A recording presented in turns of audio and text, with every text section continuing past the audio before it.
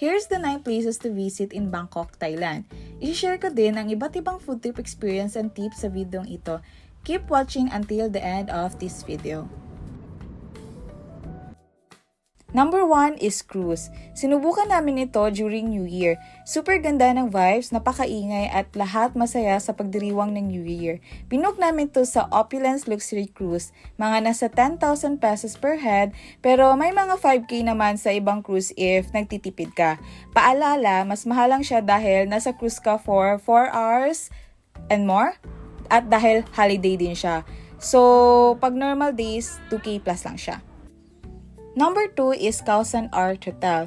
Masarap yung pizza nila, Thailand na Thailand, lol. Yung mango shake nilang nila is matabang or ganun lang talaga yung mangga nila, di matamis, iba sa Pilipinas. Same banana in Philippines, but mango is not. Awaro good yung pangay ka to 300. Yan nara sa 140 di ay spot. O siya nga pala, mag-igat kayo sa taxi, huwag kayo papayag na pakyawan or fix. Magpametro kayo, sising lang kayo ng 400 fix or 300 fix tapos malapit lang pala. Tapos nasa 100 or 150 baht lang yung dapat babayaran mo, diba? Anyway, number 2 is Asiatique. Kaso, nung pumunta kami, 9 AM at sarado pa pala ang mga store. Sa Google kasi 9 AM nakalagay na open, 4 PM pa pala mag-open, so ayun. Pumunta na lang kami sa Bangkok Art and Culture Center pero sarado din dahil siguro holiday sa kanila. Di kami sure. So, nag-decide na lang kami pumunta sa Siam Discovery para magpalamig. Buti na lang talaga may malapit na mall. Sa harap lang talaga siya. May ganitong benta sa kanila, parang tiyangge-tiyangge pero air conversion, 'di ba? So, dito kami bibili ng milk tea, pampalamig. We order 2 milk tea and it's only 110 baht. Amazing. Like with pearl and it's very big. It's large size. So wow. So ito yung pinakasikat na milk tea daw dito sa Thailand. Yun yung nakikita ko sa vlog. So let's try this one.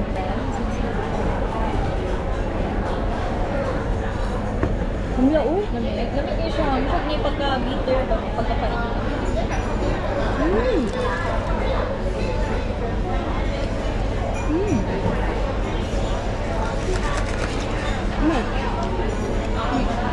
Ang masarap yung 7-Eleven. Hindi na kumupo. Sana matry niyo chocolate nila lang. So, pupunta kami sa Icon Siam, pero through train or LRT ba or MRT. Wala kasi to sa probinsya namin, charot. Wala to sa Davao, so gusto namin ma-experience to.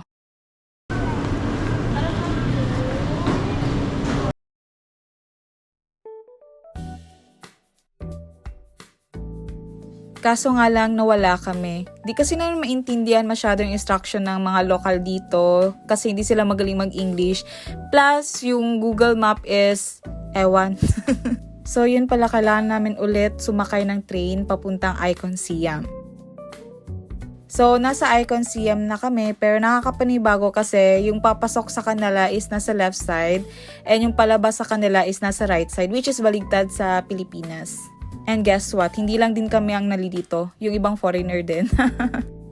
So, ito yung number 5 natin, ang Icon Siam. Ito yung itsura sa labas at ito naman sa loob. Ito ang pinakamagandang mall na nakita ko sa buong buhay ko.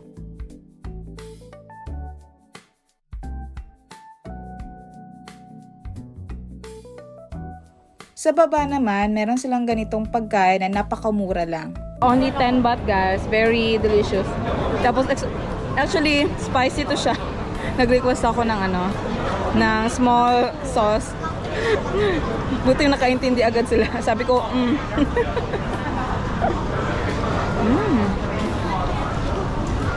May mga street food pala sa baba. I love it. With aircon pa ha. Street food na aircon.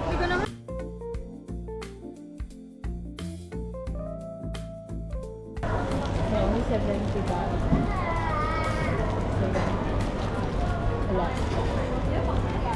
Here's the sticker rice, guys. It's only 100 baht, and I'm not sure if yeah. I'm not sure anong taste.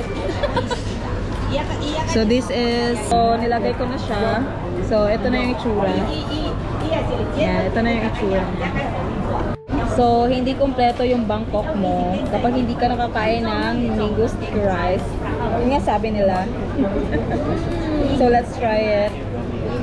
Dapat ba may mangga? Pag ano?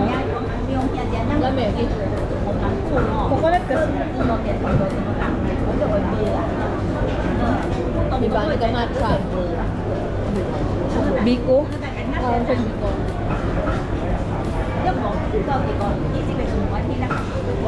So actually ang lasa niya, biko na nilagyan ng coconut and mango.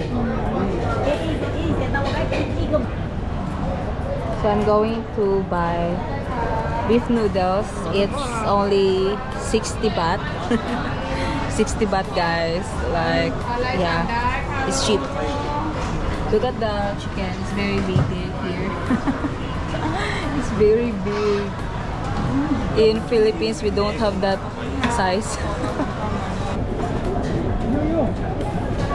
Yang.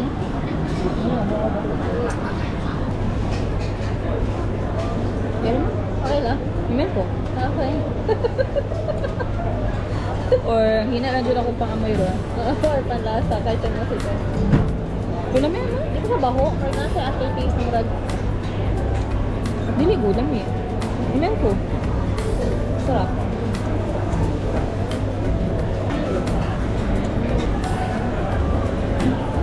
Actually, it's 6:08 p.m. And yun, hindi pa gabi sa kanila or hindi pa black yung langit. Sa Philippines to, black na to. Yeah, so sasakay naman kami ng bangka. Walang katapusang bangka. Nag-cruise kami last time. Ngayon na magbabangka. Pero for now, hindi na siya tour. We'll go to Asiatic. Asiatic. Sidagat tao.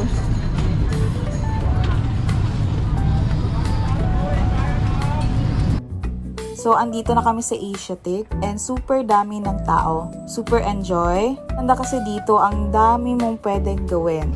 Pwede kang maglaro, kumain ng iba't ibang pagkain, mag-shopping, uminom, at gumala lang. Or maglakad-lakad.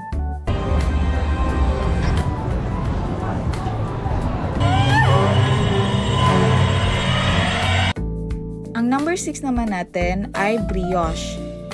Super ganda ng ambience nila dito and yung mga designs.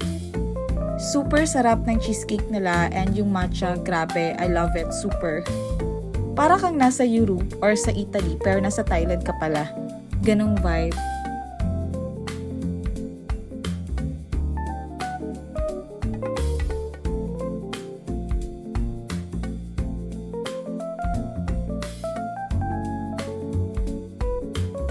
Sasakay naman kami ng train or LRT ba to, papuntang Jad Fair. Medyo malayo din pala yung Jad Fair kaya nag-train na lang din kami. Amazing lang kasi paglabas namin ng train, nasa mall na kami. Paglabas namin ng mall, nakita namin itong mga damit and yun, napashopping ako kasi super mura. Etong dalawang to, yung damit and yung sa pababa is, nakuha ko lang to ng 200 baht. Diba? Super mura. Paglabas naman sa mga damitan, dito naman ako napunta. So, mura lang din and malaki. Gutom na din ako. So, napabili na din ako. It's only 30 baht. Very big. So, eto na yung number 7 natin. Jad Fair. Ang maganda dito is super daming pagkain. Like, iba't ibang pagkain at iba't ibang damit na mura na maubos talaga yung pera nyo dito. Hindi, puntahan nyo talaga. Kasi super mura ng mga pagkain, iba't ibang pagkain, at iba't ibang damit na super mura lang din.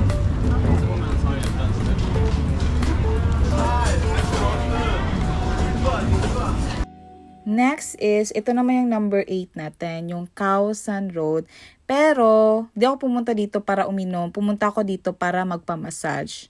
Kasi sabi nila masarap daw yung massage dito kaysa sa Pilipinas. So tara, subukan natin. Magpapamassage ako ng paa. Kasi napagod sa paglakad-lakad. So ayun, hindi para chismis, totoo pala. So coffee muna tayo bago tayo pumunta doon sa next destination natin. So pupunta tayo sa Wat Arun gamit tong barge ba to?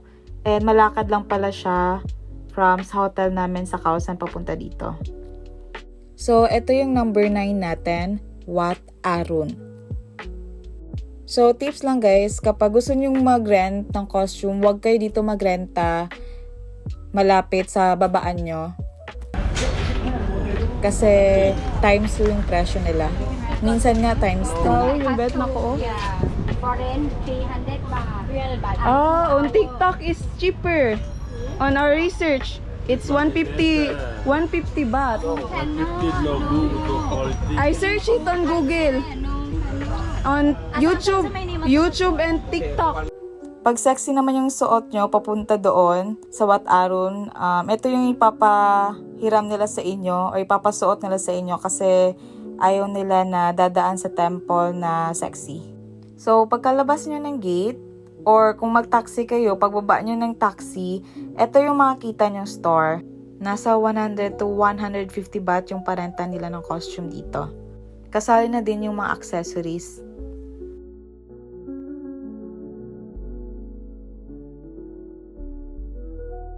Sobrang init.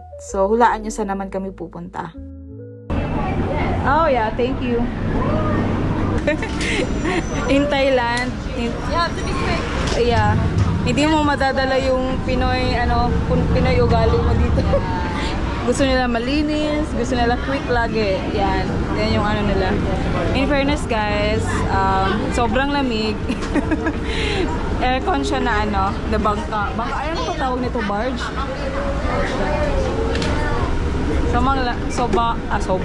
Sobrang lamig. Yan. So, papunta kaming Icon Siam from, tawag nito? Wat Arun. Siam. Diba? Bangka lang. Just...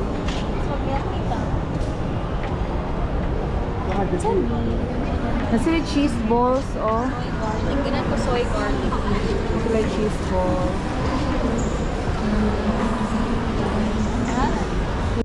So this is our order.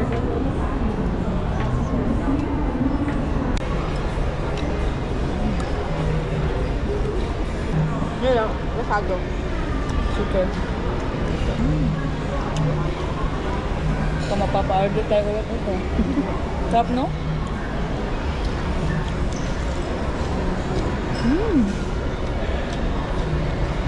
Sausage kukuk.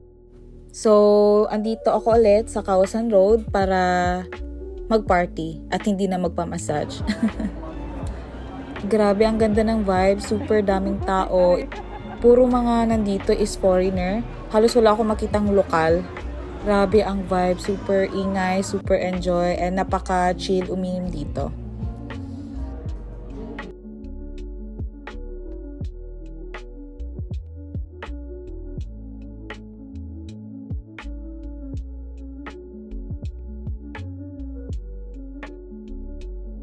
Gusto nyo makita yung full version ng every trip ko, pumunta ka sa account ko and panoorin yung lahat ng video tungkol sa Bangkok. But anyway, share ko lang guys, super sarap ng KFC sa airport. Like, super layo siya sa Pinas. Sa Pinas kasi yung KFC sa Pinas is kuspaw, hindi talaga masarap. Pero dito sa airport, super sarap. Like, lasado yung chicken nila. Kaso lang, medyo pricey siya kasi individual price yung manok, yung fries, yung chicken, pati yung matcha. Yes, may matcha sila. May matcha yung KFC nila and super sarap. Promise, talagang babalikan ko siya pag babalik ako.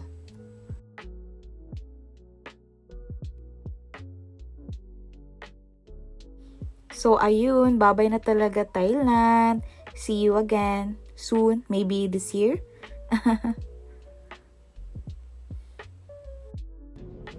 Don't forget to subscribe para updated sa next travel, and thank you for watching.